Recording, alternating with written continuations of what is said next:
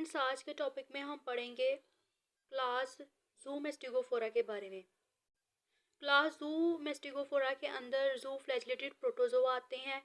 इस तरह के प्रोटोजोआ आते हैं कि जिनमें फ्लैजेला मौजूद होता है। Member of the zoo flagellated protozoa lack chloroplast and are heterotrophic. These protists also have a single large mitochondrion that contain an organized mass of DNA called the kinetoplast. Some member of this group are important parasite of human. तो इसके चंद character हैं। एक तो ये कि ये heterotrophic होते हैं। इसके अलावा इसके अंदर मौजूद होता है डीएनए, जो कि माइटोकॉन्ड्रिया के अंदर प्रेजेंट होता है। माइटोकॉन्ड्रिया क्या है? ये power house of the cell है। तो ये जो लार्ज माइटोकॉन्ड्रिया है जिसके अंदर डीएनए मौजूद है, इसे बोलते हैं काइनेटोप्लास्ट। काइनेटोप्लास्ट। इसके अलावा ये पैरासाइट के तौर पे भी एक्ट करते हैं। पैरासाइट का मतलब ये है कि ये होस्ट को नुकसान पहुंचाते हैं और ख़ुद उससे बेनिफिट हासिल करते हैं। One of the most important species is Trypanosoma brucei. इसकी जो स्पीशी है उसका नाम है ट्राइपेनासोमा ब्रोसियाई। टी ब्रोसियाई भी इसको कह सकते हैं। अगर आप नोमेनक्लेचर की बात करें तो इसको इस तरीके से लिखा जा सकता है कि इसका जो पहला हरफ होगा वो कैपिटल होगा और जो दूसरा हरफ होगा वो स्मॉल लेटर से स्टार्ट होगा। तो ट्राइपेनासोमा ब्रोसियाई इसकी एग्जांपल है जो कि पैरासाइट के तौर पे एक्ट करती है। This species is divided into 3 सब स्पीशीज़। फर्दर इसकी 3 सब स्पीशीज़ हैं। फॉर एग्जांपल इसमें ट्राइपेनासोमा ब्रोसियाई है, ट्राइपेनासोमा गैम्बियंस है, इसके अलावा ट्राइपेनासोमा रोडिसियंस है।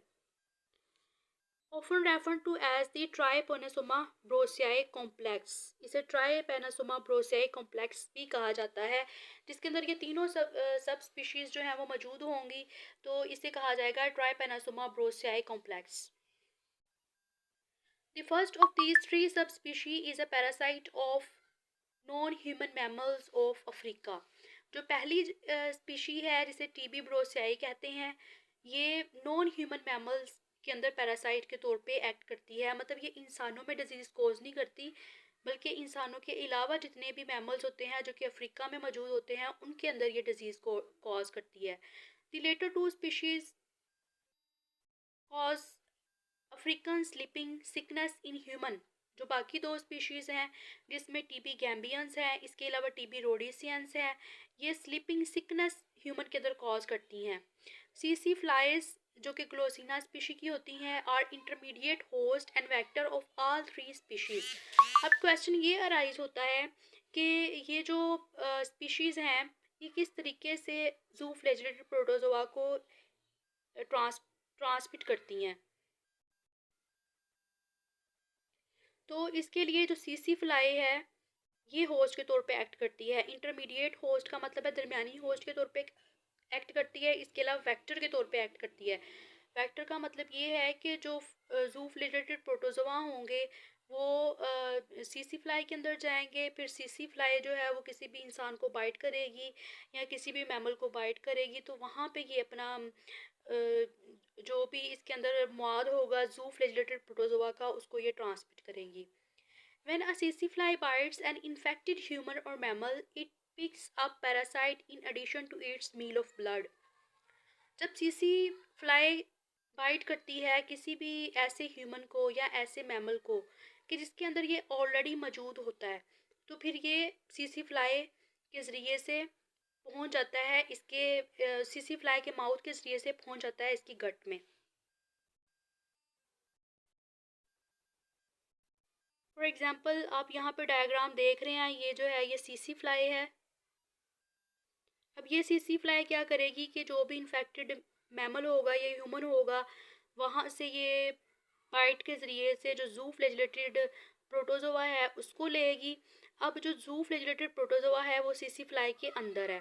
अब ये दोबारा किसी भी इस तरह के पर्सन को बाइट करेगी कि जिसके अंदर जू फ्लैजिलेटेड सेल्स नहीं मौजूद होंगे, तो फिर ये ट्रांसमिट कर देगी। मतलब ये कि इन्फेक्टेड से जो जू फ्लैजिलेटेड सेल्स हैं वो सीसी फ्लाई में आएंगे, फिर सीसी फ्लाई से फिर दोबारा से जो नॉन इन्फेक्टेड ह्यूमंस या मैमल्स है उसके अंदर ये जाएंगे।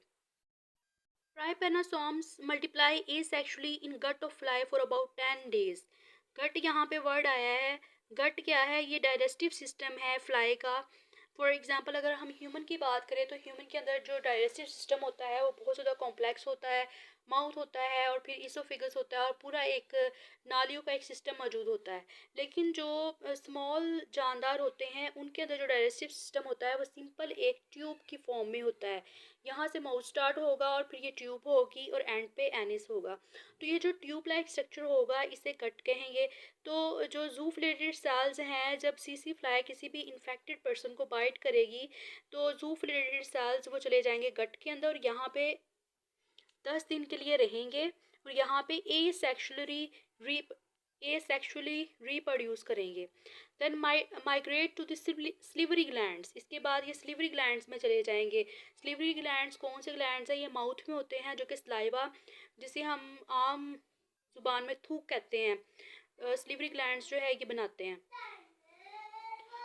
While in the fly, trypanosomes transform in 15 to 35 days।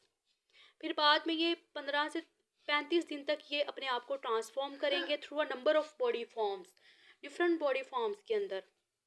When the infected CC fly bite an other vertebrate host, the parasite travel with slippery secretions into the blood of new definitive host। इसके बाद क्या होगा कि जो CC fly है वो इस तरह के मैमल को या ह्यूमन को बाइट करेगी कि जिसके अंदर ये जूफिलेटेड सेल्स मौजूद नहीं थे और वहाँ पे ये ट्रांसमिट कर देगी और एक नया होस्ट बना देगी जिसे डेफिनेटिव होस्ट कहेंगे।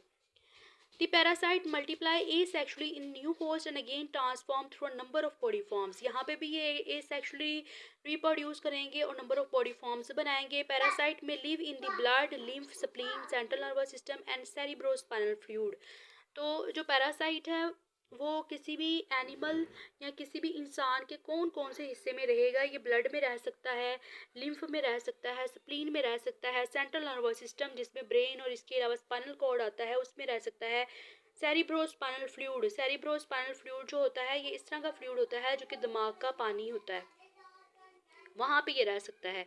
When trypanosomes enter the central nervous system, जब ट्राइपेनासोमा जो होते हैं ये इसके ट्राइपेनासोम्स जब सेंट्रल नर्वस सिस्टम जिसे CNS भी कहते हैं, जिसमें ब्रेन और इसके अलावा स्पाइनल कॉर्ड आ जाता है, जब ये यहाँ पे जाते हैं तो क्या होता है? They cause general apathy, mental dullness.